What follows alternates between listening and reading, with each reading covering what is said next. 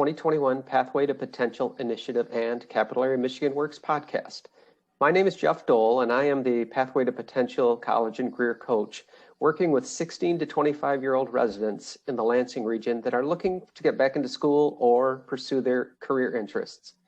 We hope you enjoyed our previous podcasts, and thank you to those of you that tuned into our last podcast, which is about finding employment online.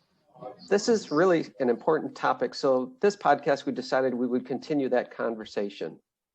Today, we want to take the next step to talk about online or over the phone interviews. Joining us again, we have two special guests from the Capital Area Michigan Works. They are Janelle Doherty, Employment Service Manager, and Joe Winkle, Business Service Officer.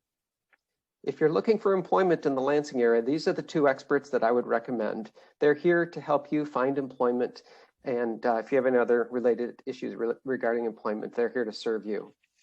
So let's get started with a question. Janelle, how should someone prepare for an online or phone interview? For having us on again. I think it's really important right now for people to get prepared for virtual and phone interviews. As the world begins to open up, they want to keep in mind that many businesses are still working remotely. So the chances that you're going to have a phone or a virtual interview are much higher than they were typically in the past. So I think a couple things I think a person can do to get prepared and get in the right mindset is going to be carefully looking through the job posting and identifying what credentials that they may have that relate to the job posting and making notes to be able to highlight those things during those kind of conversations. So having your resume, your cover letter, and that job description with you on hand while you're speaking is going to be helpful, so you can look at notes or get ideas from your documents right there in front of you. Keeping a file, keeping things sorted and maybe just labeled so that you kind of know what jobs you're applying for with each company can help your thoughts and things be organized.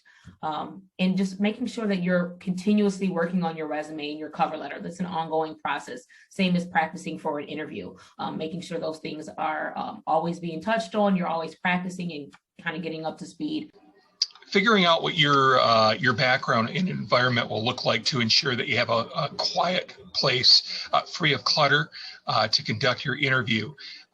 If you're into swords or guns, don't have them hanging in back of you. You want to make sure that it is kind of a dull background. I hate to say it. You can have some pictures, but just make sure that they wouldn't offend the company that you're going to be interviewing with or that HR person. And also make sure you are letting everybody know in your household, in your place, that you are conducting an interview, so they know to kind of be respectful and quiet in that area. You also want to practice simple questions with a friend, a family member, or maybe even one of us here at Capital Area Michigan Works. We have something here called a mock virtual interview that you can get scheduled for, even the virtual standpoint. When we are back here in a normal condition, we also have in-person interviews that you can do. Some things that you can prepare for on an interview. You can basically know that you're going to get asked these questions. Tell me about yourself. What are your strengths and weaknesses? And either why should I hire you, or what makes you a good fit for the job? And lastly, what do you know about this position? You want to make sure that you can do those questions pretty much in your sleep.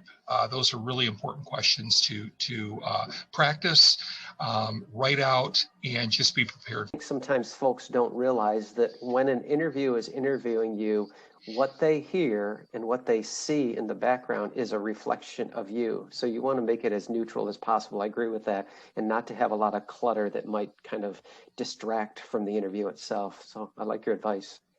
Is there anything else that either of you can offer that in terms of what an interviewee can expect from that interview experience?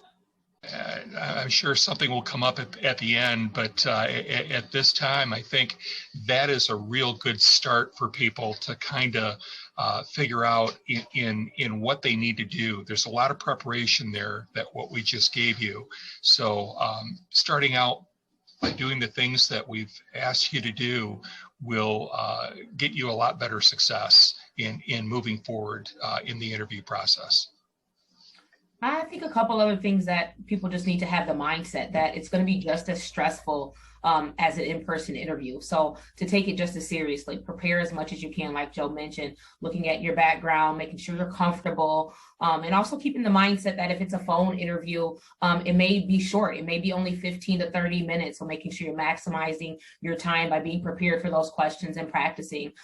So I think sometimes people think, oh, it's just a phone call. It's just a quick Google video, but it still takes just as much preparation and timing and thought that goes into these type of interviews as a traditional. So making sure they take the time and practice those things and be ready to answer questions like Joe mentioned and be prepared for those.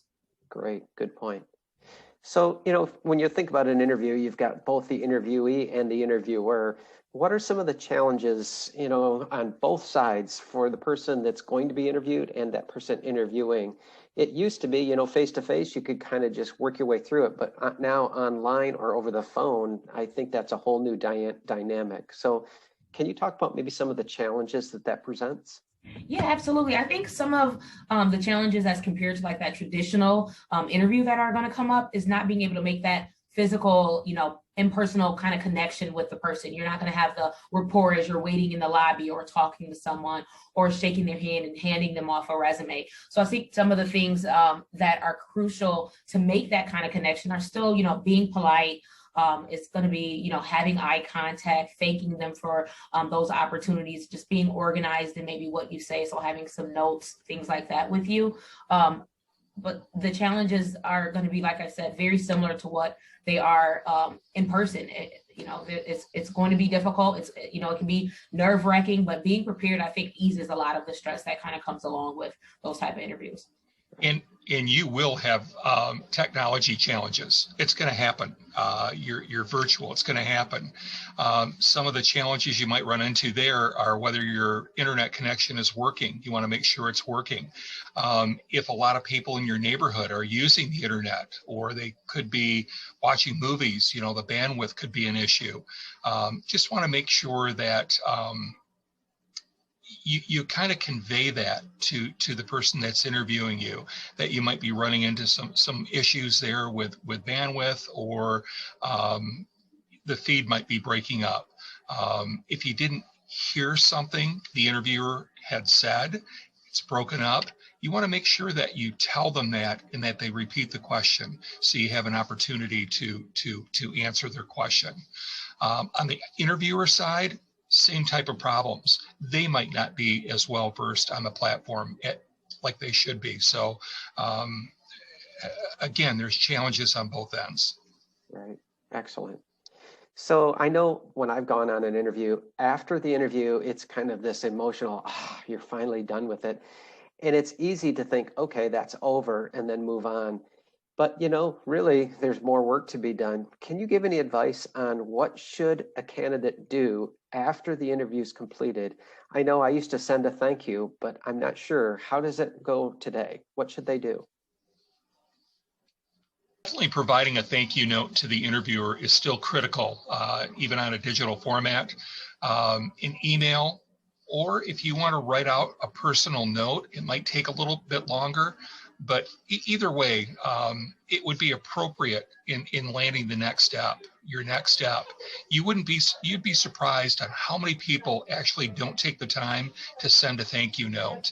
And it could mean the difference from you getting the job and not getting the job. So please send a thank you note. Make sure you do that. The other thing is sitting down and figuring out the questions that were asked from the interview. One doesn't, how do I say it? One doesn't really take the time to kind of figure out, hey, what did I do right? What did I do wrong? What were some of the questions? Take the time, don't talk to anybody, sit down, write those questions down, and figure out how you answered them. So when you get put into that situation, a future situation, you're able to figure out a similar question and how to answer that. Mm-hmm. And it's really super important that you do kind of do what they call a debriefing on that. Right. So let me ask, let's say someone interviews or has an interview and afterwards they know that they need to send a thank you. Is it okay to send a text message as a thank you? I'm just not sure what platform and what is appropriate today with regard to responding and doing a follow-up. Do you have advice on the best way to send an appropriate response or a thank you to someone? I would say, in my opinion, I would avoid text messaging. I'm just trying to figure out how the context of someone getting a cell phone number. I think right now most companies and most professionals are working remotely. So email, they're going to have access to that before they may have access to getting something in the mail. So I think you're on safe waters by sticking to those routes. I would avoid anything personal like a text message. Text is pretty personal from someone, and I'd be surprised if an HR representative would actually give out a phone number like that for one to text. So as Janelle mentioned, avoid that as much as you can. Do not do that. Don't send a text. Great advice. The reason I mentioned that is I myself find it so easy to carry my phone and respond and do work literally from my phone. And so a lot of us do that as well. So is it okay to maybe conduct an interview or participate in an interview with your phone? Yeah, absolutely. I mean, a lot of customers and job seekers right now, that's the technology that they have access to. But you still want to make sure that whatever platform that they're using, that you have the correct app downloaded. You maybe do some test calls, making sure your audio and video are working properly. But most of the virtual apps that have video capabilities are accessible on your cell phone. So yeah, that's not a problem, but just test things out first. Great. I was going to say some of the platforms that we use, especially with the state of Michigan, offer that to be put on your phone, the applications. So it's entirely up to what a company is using and that application, if it's able to be downloaded on a phone. And I think a company is going to understand that, people have limited resources, and those resources might be their phone. And I do stuff on my phone all the time, whether it's an email or whatever. So it's definitely accepted. Great.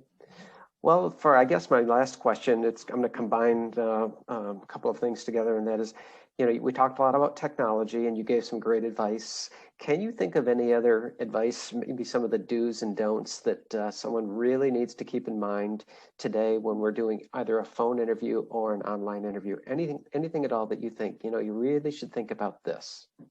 Yeah, I think a couple of things that come to mind is making sure, first of all, that you're scheduling the interview for a time where you can be quiet in an area and that you're available. You don't want to have it where you're in the middle of two things or you're trying to multitask. So making sure that the time you schedule the interview, you're actually available for it. Practicing those interview questions ahead of time so that it's more of a conversation style interaction with the interviewer, but not scripted. You don't want to necessarily be reading off of a paper, but you want to be well versed in what you're talking about and confident in your answers. Making sure you have eye contact. You don't have the physical connection that we mentioned before. You don't have a chance to sit down in front of someone and share an office space. So making sure that your eye contact and your camera is on, and again, you've checked your background, and those kind of things help to maybe create the atmosphere for a positive interaction. And some of the nonverbal traits, eye contact, the smiling, your posture, not laying down, being in a place where you have the computer on a stable place so that you're not dropping your camera. Those are some of the things to keep in mind. And I'm sure Joe has many other things to add to the list, but there's a ton of things that you want to just make sure you're doing beforehand. My biggest one is just don't answer your phone without knowing who it is on the other side. You might not recognize that phone number. I made the mistake of doing that when I was looking for work, and I had to do an interview on a fishing boat. And that's really uncomfortable, quite frankly. I went to the next step, but I really prepared, and I was prepared to do that. Make sure you know who that number is, and if you don't, make sure it goes right to voice message. Don't forget to ask questions at the very end of the interview, whether it's an in-person phone interview or virtual interview. If you don't ask a question or questions, it's going to the company's going to think that you're not interested in the company. You want to make sure that they know that you're as interested as possible. And by being interested, you've done the research in the company, you're asking questions. Another important thing, and this is really hard to do sometimes over virtually, is try not to talk over the interviewer. That's really super important that you put that groundwork in there and not talking over the interviewer. And something that I do all the time is I leave my phone on, not on vibrate, but on, so I can hear the ringer. Make sure you have that phone silenced. You have nothing more important than what you're doing right now. And right now, that's the interview. So make sure you follow those rules. Yeah, that's great advice. Sometimes, leaving your phone on can be such a distraction, or, if you're at home and the cat or dog's running around or something is in the area, it can distract you and the interviewer. So yeah, those are good advice based on experience, right? Absolutely. Yep. Well, I'd like to say thank you to both of you. You've offered wonderful advice that I think is valuable to our listeners. And, to all of our Lansing residents, we have more in the future for you. At the end of this podcast, we're going to share our contact information and additional resources for you. So please take advantage of those.